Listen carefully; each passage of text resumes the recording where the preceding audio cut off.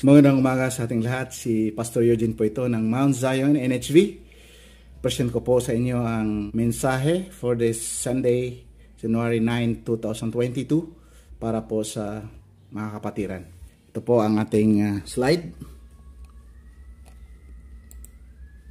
And you are welcome all the time sa church ng Mount Zion. Meron po tayong Bibles na dumating galing sa Philippine Bible Society at nagamit natin last Sunday. Ito po yung first Sunday natin. Ang pag-usapan naman natin ngayon ay tungkol sa mga huling araw, tinatawag na pamumuhay at anxieties of life. Pero actually nakafocus ito sa continuation ng ating topic last Sunday about the full armor of God. In Ephesians 6:10 to 18. At ang focus po natin ay ang pangpitong armor, the armor of prayer. So ito po ang pamagat ng ating pag-uusapan ngayon. Ibahagi ko sa inyong mensahe, Facing the Year 2022 by Guarding the Heart from Worldliness. Always be vigilant in prayer, to be ready to stand with confidence when Jesus suddenly comes in these last days.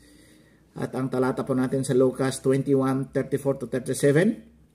Harapin ang taong 2022 na may pag-iingat sa puso mula sa kamunduhan at palaging nagbabantay sa panalangin upang maging handa at may katiyakang humarap sa biglaang pagbabalik ni Jesucristo sa mga huling araw na ito. Purihin ang Diyos.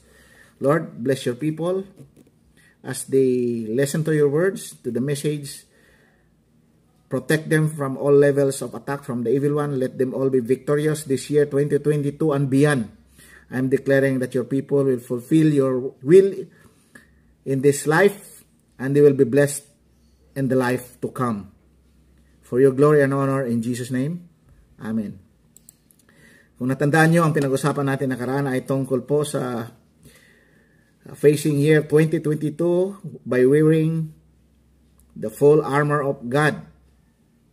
Dahil nakipagbaka tayo ngayon at wala pong excuse sa pakipagbaka ngayon.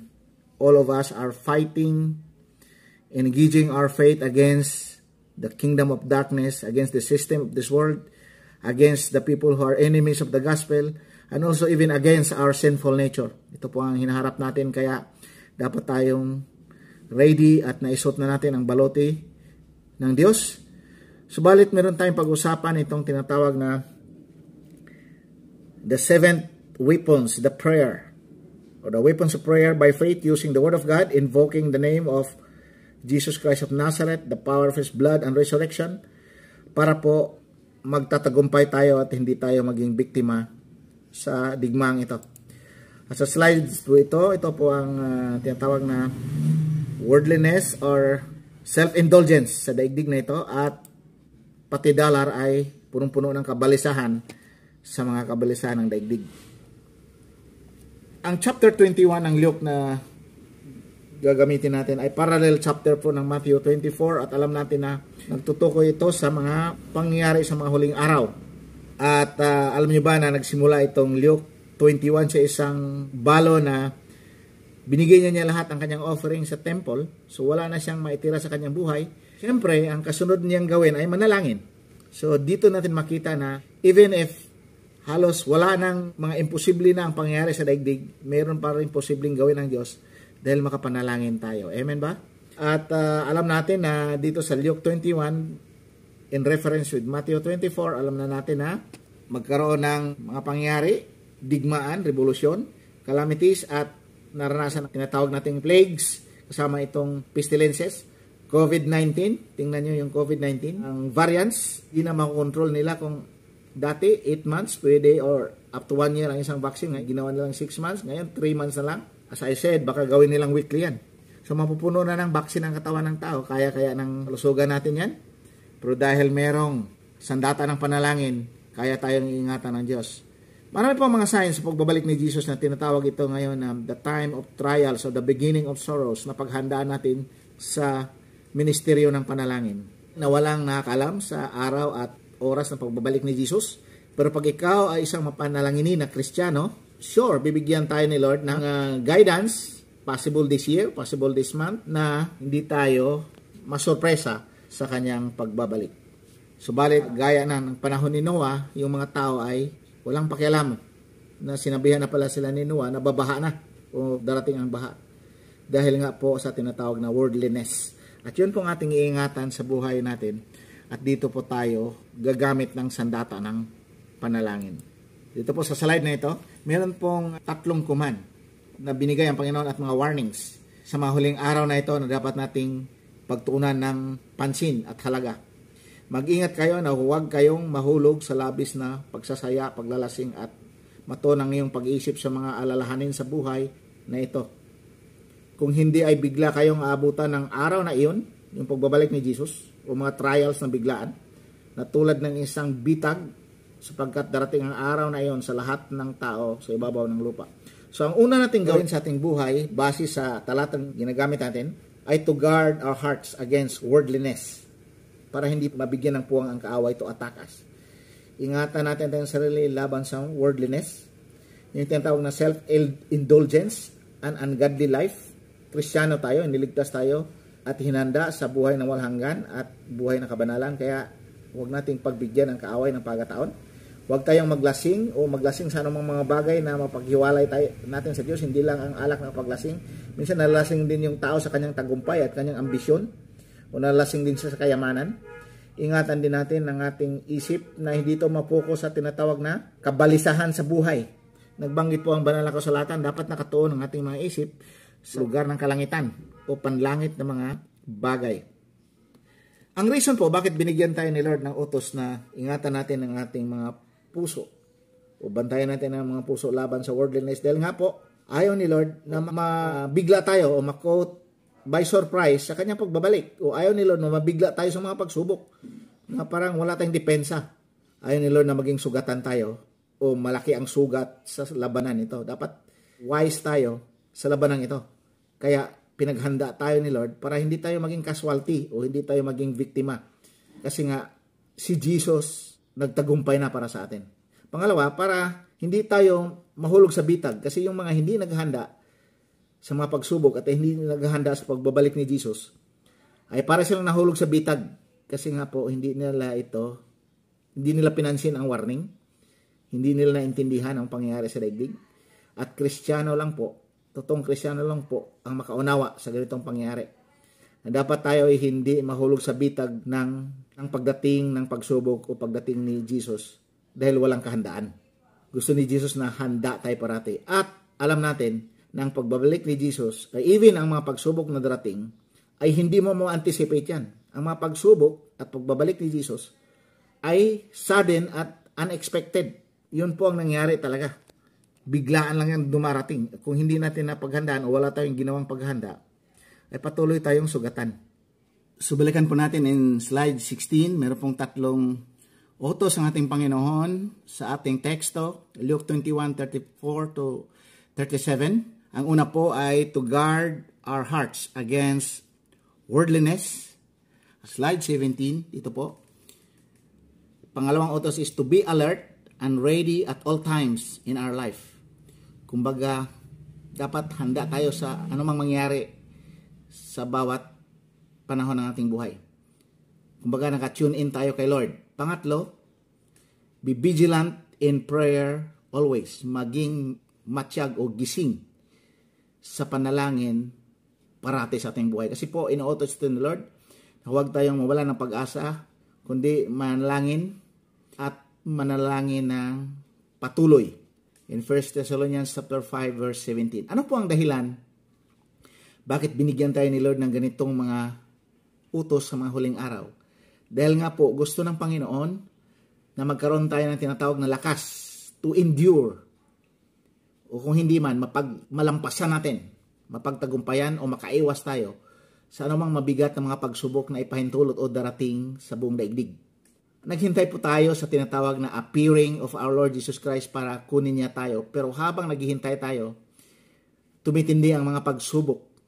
At ang isa pang reason, bakit po pinaalerto tayo ni Jesus sa bawat pagkataon nating buhay, in tune tayo parati sa Kanya. At ang pangatlo ay parati tayong gising sa ating mga panalangin sa bawat pagkataon. Dahil nga po, gusto ni Lord na pagharap natin sa Kanya, meron tayong tinatawag na confidence or excitement na makaharap sa Kanyang pagbabalik. Kasi nga po, sabik si Lord na makapiling tayo sa Kanyang paghahari. So gusto ni Lord na ikaw at ako ay meron tinatawag na confidence as we stand in front of our Lord, Savior, and King, Jesus Christ. Dito po, gaano ba kaimportante ang panalangin sa buhay ni Jesus? Alam niyo ba na sa araw, in Lucas 21 verse 36, sa araw si Jesus ay gumagawa sa kalooban ng Diyos, nagtuturo sa templo, of course kasama na yung preaching, teaching, mga himala doon, ang kanyang paglalakbay. Pero sa gabi, tingnan nyo, kung gabi na may umaalis siya at nagpapalipas ng magdamag sa bundok ng mga olibo. Kumbaga, meron talaga siyang time of prayer, nakipag-usap sa Diyos Ama, Diyos na banal na Espiritu. Meron siyang quality time in prayers, talking to God. Ito po ang kanyang sekreto. Ang sekreto niya sa prayer, yun po ang nagbigay sa kanya ng katagumpayan sa kanyang ministeryo. Nung pumili siya ng mga alagad, nung nag-preach siya at na-overcome niya ang tukso ng dyablo, nung namuhay siyang walang kasalanan, nung kanyang mga powerful teaching ay nagbunga ng healings at miracles, lahat yan nangyari dahil babad siya at buhay niya ang panalangin. At alam niyo ba na ang Mount Olives ay sakop niya ang tinatawag na Garden of Gethsemane, kung saan si Jesus lumuhod talaga ng husto doon sa kalooban ng Ama. Pangalawang reason bakit si Jesus mahalaga sa kanya ang panalangin at buhay niya ang panalangin, dahil nga na-fulfill ni Jesus ang kapangyarihan at kalooban ng Diyos pamagitan ng panalangin. Di ba natandaan ninyo na nagturo si Jesus ng Our Father pattern prayer to His disciples? Pangalawa, alam nyo ba na sa John 14:16, humingi si Jesus ng banal na Espiritu para samahan tayo magpawalang hanggan. Siya po ang humingi sa Ama para ipadala ang banal na Espiritu. Pangatlo, pinagpipray na ni Jesus ang kanyang mga apostles at sumampalataya sa gospel, meaning to say, kasama na tayo ngayon, 3,000 years ago pa, na ipanalangin na ni Jesus ang ating kaligtasan. Kaya po ang bunga sa prayer ni Jesus. Pangapat, si Jesus nung bago siya pumunta sa cross ng Kalbaryo, ay nag-pray muna siya sa Gethsemane para tagpuin ang kalooban ng Diyos. Diba? Yung sinabi niya, kung pwede tanggalin ang sarong ito, 3 beses niya pinapanalangin. Pero ang maganda sa prayer ay ang kalooban ng Diyos ang kanyang sinunod. Ganon. Ang prayer ay pagsunod sa kalooban ng Diyos. At panglima, kahit na doon sa cross, si Jesus, 3 beses na nanalangin yun. Ang unang panalangin niya ay intercession, Ama, patawarin mo sila dahil hindi nila alam ang kanilang mga ginagawa. Pangalawa, yung prayer of complaint dahil nga nilagay sa kanya ang kasalanan ng tao. Anong sabi ni Jesus? Diyos ko, bakit mo ako pinabayaan? At pangatlong prayer ni Jesus ay napaka-smooth at magandang prayer ng pagsusuko ng kanyang espiritu sa Diyos. Kumbaga, meron talaga tayong katiyakan sa bawat pagkakataon ng ating buhay kung mapanalanginin tayong tao.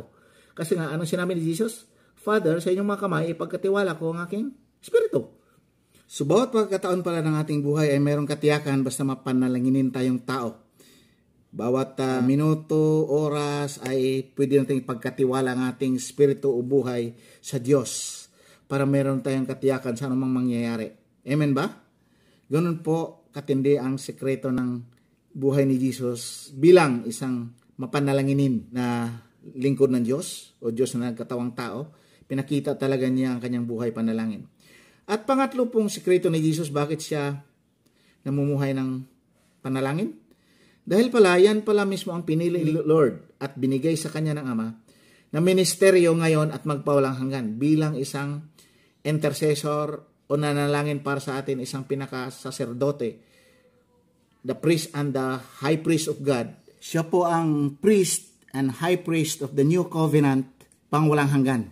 Nakasulat po yan sa Hebrews 7 under the order of Melchizedek. So grabe ang ministeryo para ni Lord sa panalangin.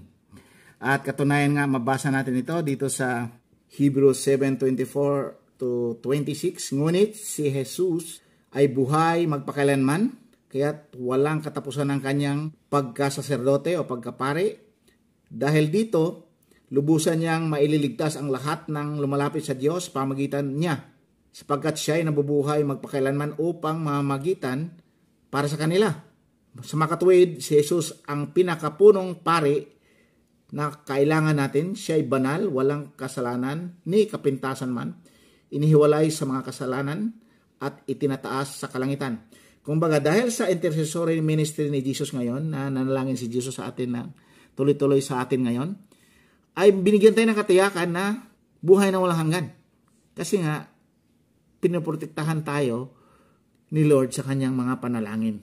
Kung ganon o ganito ang kanyang ministeryo, dapat tularan din natin siya sa ating pamuhay kasi manampalataya tayo ni Jesus. Kung sinong kinikilala nating Diyos, ay dapat ganon din po ang ating lifestyle o damdamin. Mapanalanginin na tao o Kristiyano dahil kay Kristo Jesus. Amen ba? At dito po sa slide number 21, gaano ba talaga kaimportante ang panalangin sa atin na bilang mga Kristiyano in these last days? Siyempre, pangpitong weapon ito na sinabi ko sa inyo sa full armor of God. Ito pong prayer na weapon na ito ay nag-reinforce sa 6 na mga sandatang binigay sa atin ng Diyos. Diba? The helmet of salvation, the breastplate of righteousness, belt of truth, shield of faith, the boots or feet ready for the gospel of peace, and the sword of the Spirit, which is the word of God. Lahat yan, i-reinforce yan o mapalakas at magagamit sa tama sa pamagitan ng panalangin. At naikunto ko na rin sa inyo na sa Roman soldiers na nakita natin dyan, ang likod ay medyo hindi matibay ang depensa dyan. Kumbaga, matalo mo yung Roman soldier pag maikutan mo sa likod. Pero dahil may panalangin, merong weapon ng panalangin, pwede balutan ng Diyos ang buo nating katawan o area ng ating buhay na wala na pong weakness dyan. Wala nang masilip na dead points ang kaaway. Puro na defenses. Dahil po sa ministeryo ng panalangin. Pangalawa, bakit importante ang panalangin sa Kristiyano? Dahil nga, pag manalangin ka, using the Word of God, magkukote ka sa salita ng Diyos, which is eternal, ang salita na kinukote mo, Word of God, protektahan tayo ni Lord sa lahat ng mga atake. Kumbaga, mapagtagumpay natin lahat ng mga atake na yan because we are using the Word of God na sinasabi, heaven and earth will pass away, but my words will by no means pass away. Kumbaga, eternal ang ginamit mo sa panalangin mo, the Word of God.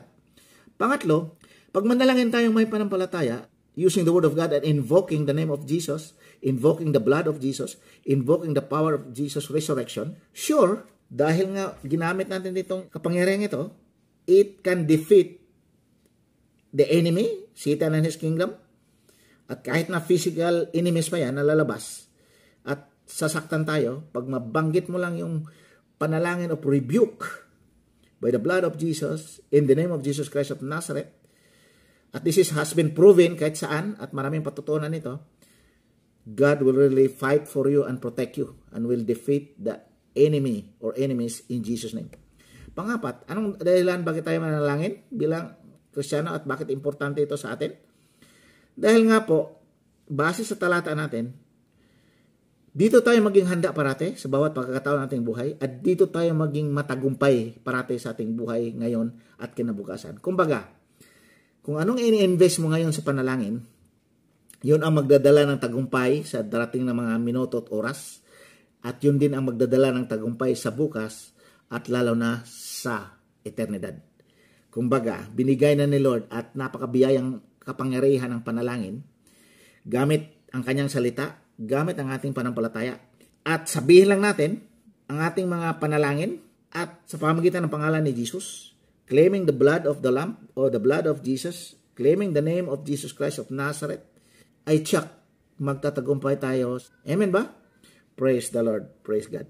At dito po sa slide 22, nabanggit na natin ito sa last Sunday, God intends that part of our preparation for heaven be a life of warfare with hell.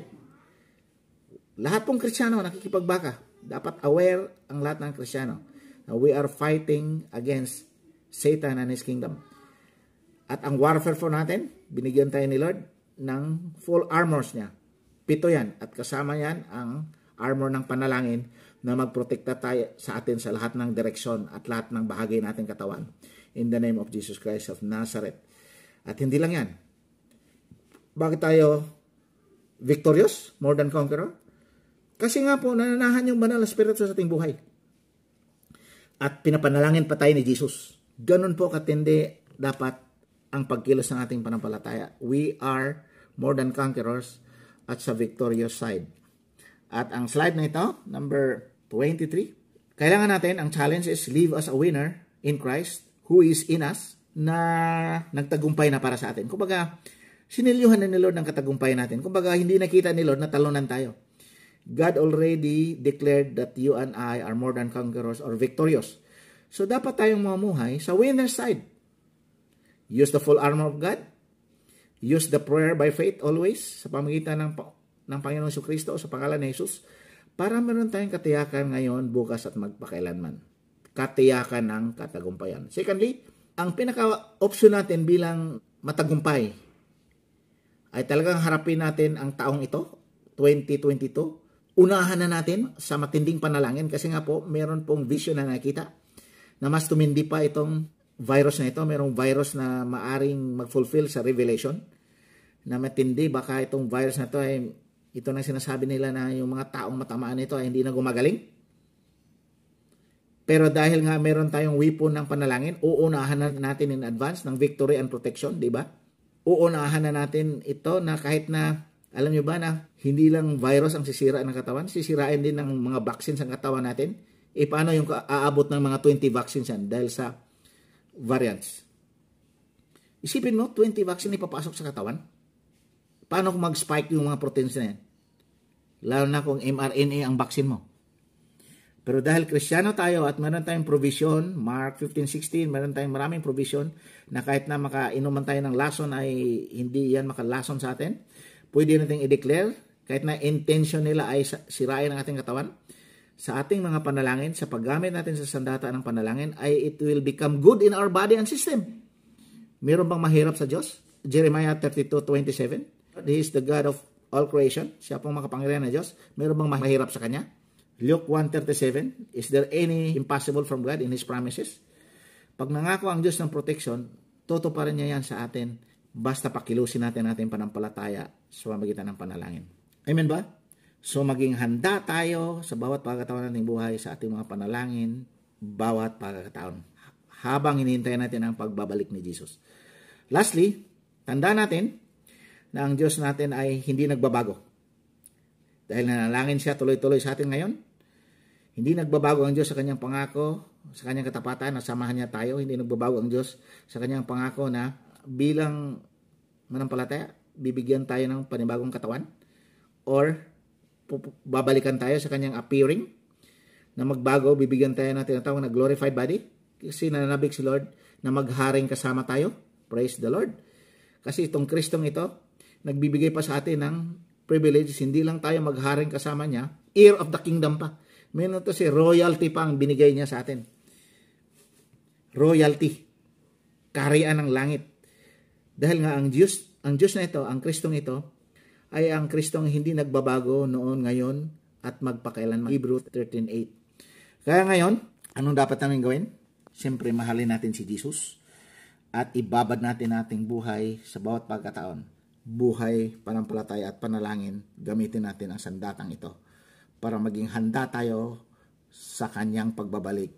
Or kung mayroong mga ipahintulot na may bigat pang pagsubok o matindi pang mga pagsubok, ay napagtagumpayan na natin kagad yan. We are already victorious dahil inunahan na natin sa ministeryo ng panalangin. Amen ba? Declaring more. Dito tayo magtatapos. More that the living God of Mount Zion, NHB Israel, through Jesus Christ, our Lord, Savior and King, cares, provides, protects, preserves, and give us all the victories in doing the will of God for the year 2022 and beyond in these last days. Praise be the Lord God of Israel. More blessings and miracles to come in the name of Jesus Christ of Nazareth. The Lord bless you and keep you. The Lord make His face shine upon you and be gracious unto you. The Lord lift up His countenance upon you and give us His shalom. Live and believe and share the grace of God that is in you, so that marami din pong maligtas na tao at magawa natin ang kanyang kalooban dito sa lupa.